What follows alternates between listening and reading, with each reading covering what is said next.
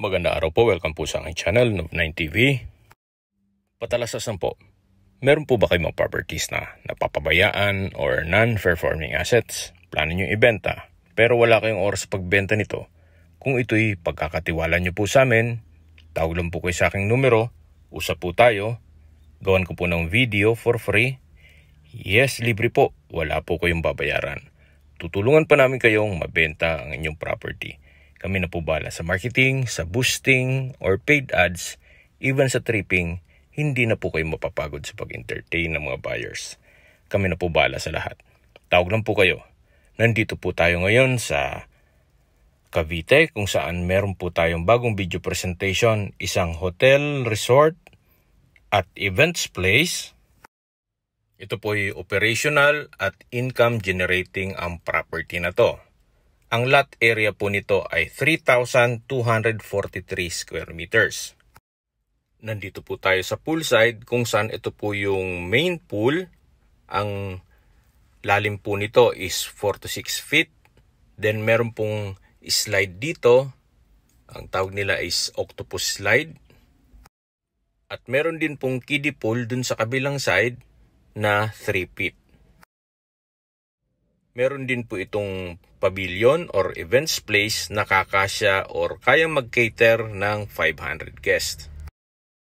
Mga okasyon gaya ng kasal, binyag, birthday, reunion, seminar at iba pang special occasion.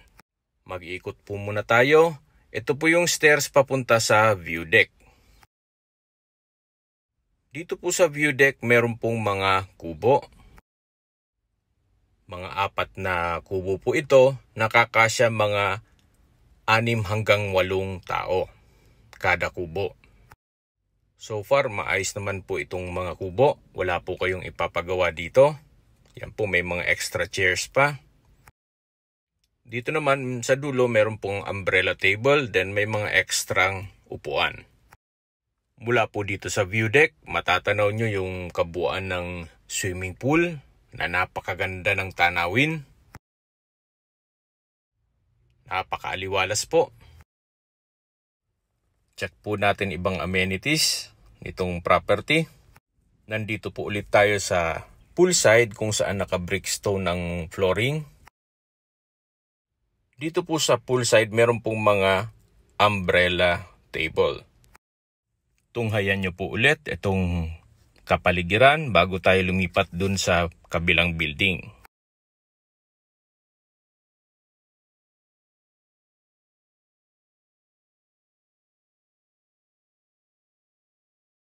Meron pong old house dito sa kabilang side, yung may gate na yan, kung saan kasama pa rin po yan. Malaking bahay po yan.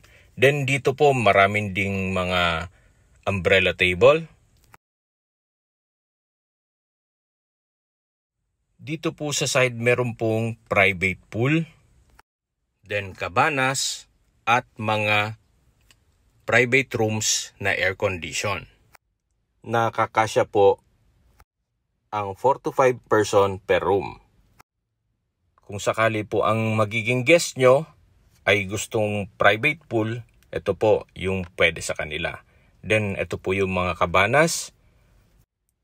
Meron na ring table sa gitna. So far, maayos din. Pati mga pintura. Wala rin kayong papagawa dito. Mga 5 cabanas po yan hanggang dito sa dulo. Mas malaki po yung cabanas dito sa side na to. Then dito po yung shower room.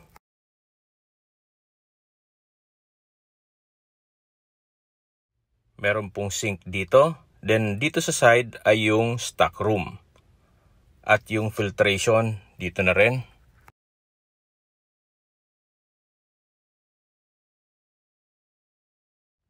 Mula po dito sa dulo, ito po yung view. Napakaganda po.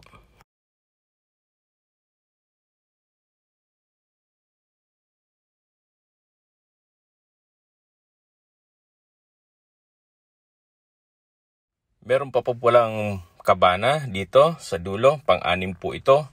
Then ito po yung mga tinutukoy ko sa inyo na private rooms or hotel room na can accommodate 4 to 5 person.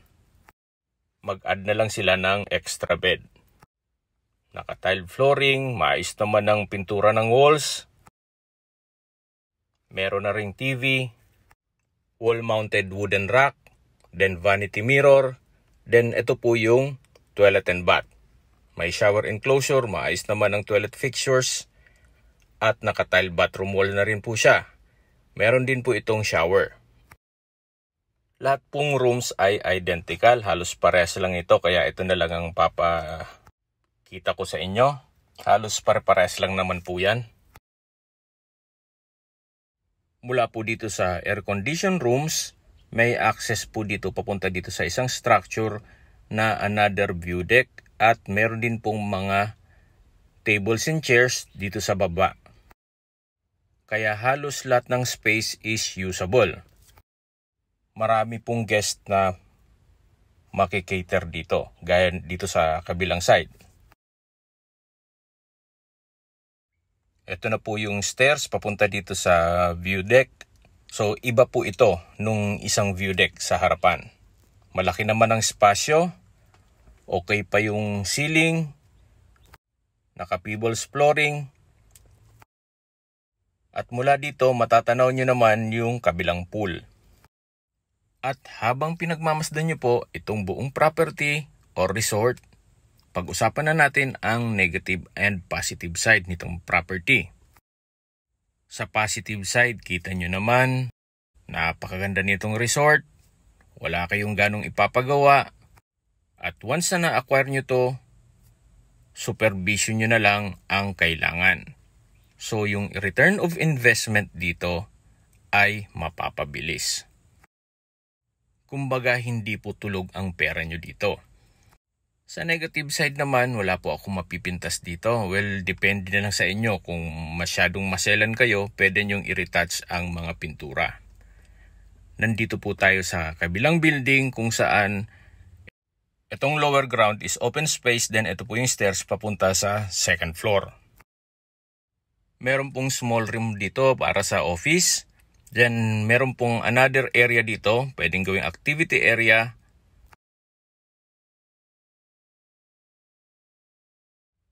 At mula po dito, matatanaw nyo naman yung kabilang pool na meron pong slide. Dito po sa malaking building, maayos naman ang structure.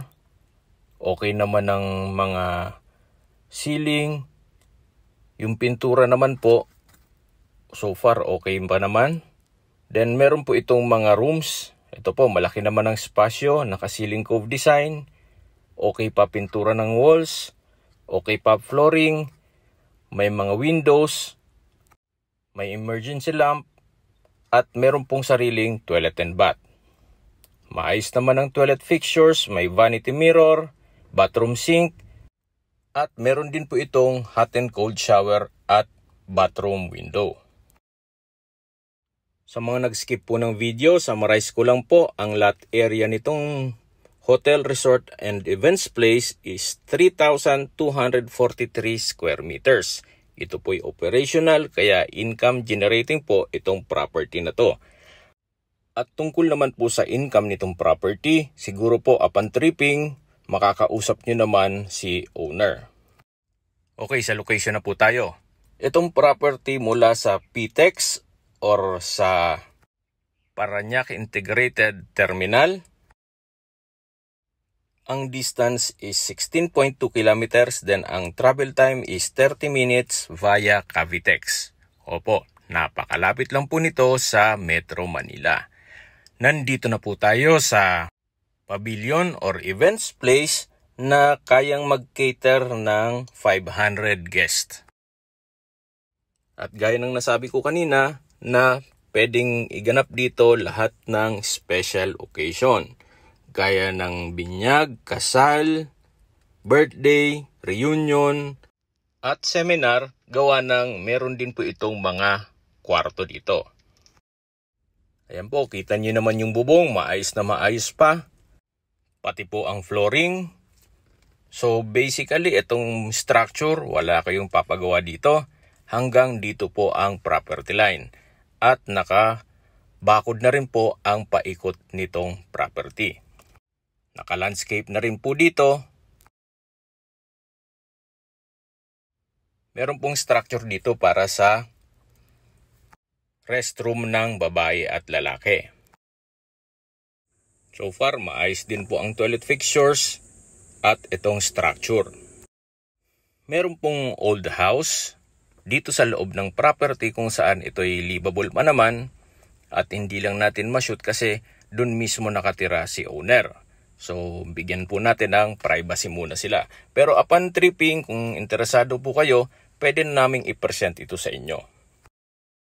Okay, sa presyo na po tayo. Ang original price po nito ay 75 million pesos. Ngayon po, nag-markdown price na po si owner sa 70 million pesos. Kung may mga katanungan po kayo, tawag lang po kayo sa aking numero. At sa mga kababayan naman natin na sa ibang bansa, meron pa akong Telegram. Sa mga iPhone user man, may message. Meron din pong Imo, Skype, Viber at WhatsApp. Same number lang po, 0917-316-3399. Sa mga nagtatanong naman po ng aming Facebook, meron po aming Facebook page na Nov9TV at Facebook Reels Video. Meron din pong TikTok at Instagram. May ibang YouTube channel po kami na Nov9TV channel at Nov9TV Listings. Sana po naibigan nyo ang video presentation. Paki-like and subscribe na lang po sa aking channel para ma-update din po kayo sa aking future listings. Kung sakali po hanap nyo yung mas malaking sukat ng lupa, meron din po kami ibang listings na pwede nyo pagpilian. Huwag po kayong mag-atubiling tumawag sa amin, then let us know your budget para malaman namin kung anong property pwede naming elok sa inyo. Sa lahat pong viewers, subscriber at nagtiwala po sa amin, salamat po sa suporta. Ingat po kayo lagi at yung pamilya. Maraming salamat po.